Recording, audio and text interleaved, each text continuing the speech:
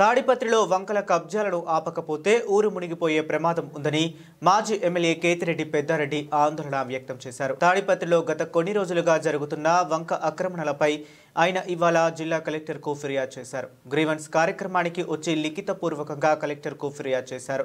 ఈ సందర్భంగా పెద్దారెడ్డి మాట్లాడుతూ గత కొన్ని రోజులుగా పుట్లూరు రోడ్డులో ఉన్న వంకను కబ్జా చేసి రియల్ ఎస్టేట్ వ్యాపారం చేస్తున్నారన్నారు. దీనివలన వర్షాలు వచ్చిన సమయంలో కాలనీలోకి నీరు వస్తుందన్నారు. ఇది ఇంకా కొనసాగితే మొత్తం ఊరు మునిగి ప్రమాదం ఉందని ఆందోళన వ్యక్తం చేశారు. ఇప్పటికైనా సర్వే చేసి మిగిలిన స్థలాన్ని కాపాడాలని పెద్దారెడ్డి విజ్ఞప్తి చేశారు. ఎవరిని అడిగినా మున్సిపల్ చైర్మన్ జేసీ ప్రభాకర్ రెడ్డి, ఎమ్మెల్యే అస్మిత్ రెడ్డిల పేర్లు చెబుతున్నారన్నారు. వారికి గంజాయి పేకాట మీద ఉన్న శ్రద్ధ ప్రజలపై లేదన్నారు. తాడిపత్రిలో 10వ తరగతి పిల్లాడు కూడా గంజాయి తీసుకుంటున్నాడని, మహిళలకు భద్రత లేకుండా పోయిందన్నారు. నిత్యం ఎక్కడో ఒక చోట గొడవలు పడుతూనే ఉన్నారన్నారు.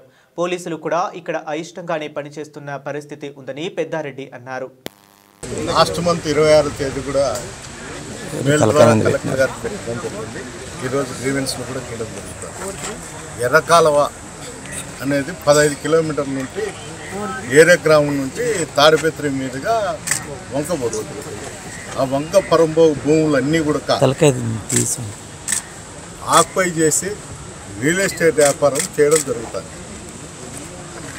దాన్ని దయచేసి కలెక్టర్ గారికి కూడా మేము విన్నవించడం ఏమంటే, దయచేసి దాన్ని సర్వే చేసి దాని బౌండరీలన్నీ ఏమని చెప్తున్నాం. ఎందుకంటే దానివల్ల 2-3 కాలనీలు, స్కూళ్ళు, టీడీటీ కళ్యాణ మండపం కూడా మునగడం జరిగింది. ఈ మధ్యకాలంలో వర్షానికి కూడా స్కూల్ లీవ్ వదిలినారు. అంటే దీనిపైన సర్వే చేసి దర్యాప్తు చేసి అవన్నీ కూడా ఏ విధంగా దాని కొలతలు ఉన్నాయో ఆ విధంగా దాన్ని చేయమని చెప్పడం జరిగింది. ఆయన కూడా అక్కడ ఉన్నటువంటి ట్రైనింగ్ ఐఏఎస్ ఆఫీసర్ గారికి ఫార్వర్డ్ చేసి ఆయనతోనే చెప్పి చేయిస్తామని చెప్పడం కూడా జరిగింది. ఇదే కాదు, మున్సిపాలిటీలో ఈ మధ్యకాలంలో గాంధీనగర్ నుంచి ఒక డ్రైనేజ్ తీసుకున్నాం. దాంతోపాటు టౌన్లో ఉండేటివన్నీ ఈ డ్రైనేజ్ కెనాల్లన్నీ చూసి ఏదన్నా ఎంక్రోచ్మెంట్ ఉంటే అన్నీ తీసేస్తే కూడా తాడిపత్రి మున్సిపాలిటీ పరిధిలో డ్రైనేజ్ ప్రాబ్లం లేకుండా పోతుంది. ఇది నేను ఎమ్మెల్యే గారికి కానీ చైర్మన్ గారికి కానీ విన్నవించేది ఇదే.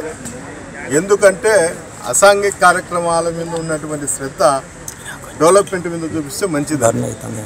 ఎక్కడ చూసినా మటక, బంగ్యాకు, జూదగృహాలు. ఎస్పీ గారు కూడా ప్రత్యేకంగా దీని మీద శ్రద్ధ చూపించే పిల్లల భవిష్యత్తు బాగుంటుంది. ఈ మధ్యకాలంలో 10th క్లాస్ వాళ్ళు కూడా బంగ్యాకు తాగేది చూసుకుంటారు. మహిళలకు రక్షణ లేకుండా పోతారు. నిరంతరం కూడా ఎక్కడో ఒకసారి దానివల్ల ఘర్షణలు జరగడము, పోలీసులు కూడా తలనొప్పిగా మారుతారు. ఏంటంటే అక్కడ వాళ్ళు ఉద్యోగం చేయాల్సి వస్తుంది కాబట్టి చేస్తారు. అక్కడ వచ్చే ఇన్కమ్ సోర్సెస్ లేకపోతే ఎక్కడ వీఆర్లో ఉండి మాకు ఎక్కడ కూడా ఉద్యోగం ఉండదని ఏదో రూపం భయంతో అక్కడ ఉద్యోగం చేయాల్సి వస్తుంది. ఎవరిని కదిలించినా కూడా ఎమ్మెల్యే పేరు, చైర్మన్ పేరు చెప్తాను. అందువల్ల దయచేసి అవన్నీ కూడా శ్రద్ధతో దాన్ని అన్నీ కూడా అరికట్టి ఈ డ్రైనేజీలు, ఈ వంక పరంబోగులు దీని మీద శ్రద్ధ చూపితే మంచిదని చెప్పడం జరిగింది.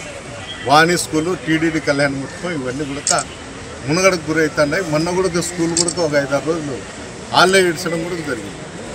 అంటే ఇది భవిష్యత్తులో పూర్తిగా ఇంకా కొద్దిగా మిగిలింది, అది పూర్తిగా కూడా క్లోజ్ చేస్తే మటుకు టౌన్లో సగం ఇవార అన్నీ కూడా కాలనీలు, అంటే అక్కడంతా స్లమ్లు ఉన్నాయి. హైవే పక్కనంతా ఆ స్లమ్లలోకి నీళ్లు పోయి వాళ్ళు చాలా ఇబ్బంది పడే పరిస్థితి కూడా ఉంటుంది. కాబట్టి నేను దీనిపైన ప్రత్యేకంగా శ్రద్ధ చూపించే కలెక్టర్ కలిసడం కూడా జరుగుతుంది. నీకు దొరికింది కదా అని యూట్యూబ్ అందరిని పెట్టి ఏదేదో మాట్లాడుతుంటే ఇది పద్ధతి కూడా కాదు.